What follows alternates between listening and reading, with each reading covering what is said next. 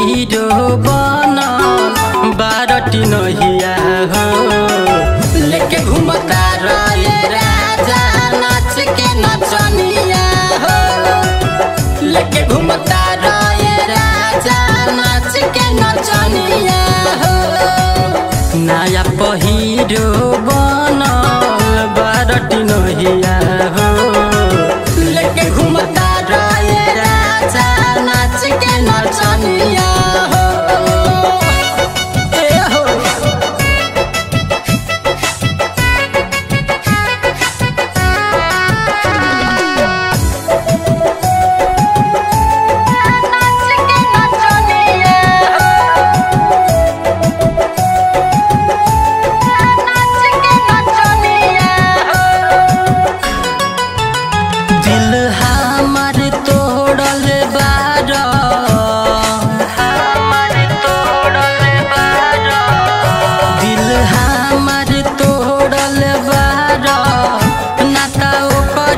जोड़ल बारा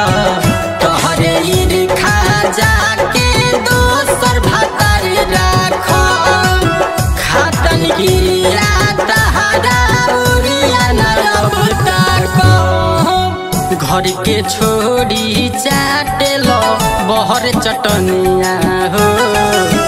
लेके घूमता रही राजा नाच के नचनिया हो लेके घूमता रही राजा नाच के नचनिया हो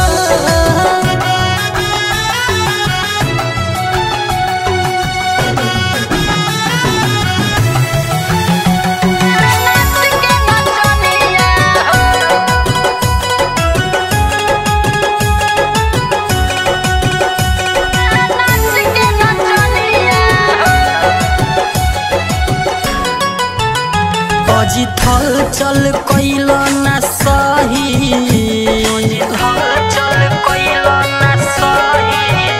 रुस्तम अरसद कैल ना सही देत बानी तहारा के कही होता न अब बरदास हम घर से निकल जाई ना मन बात याद तमानी पर हो जाई अब से सुधारना आपन रहनी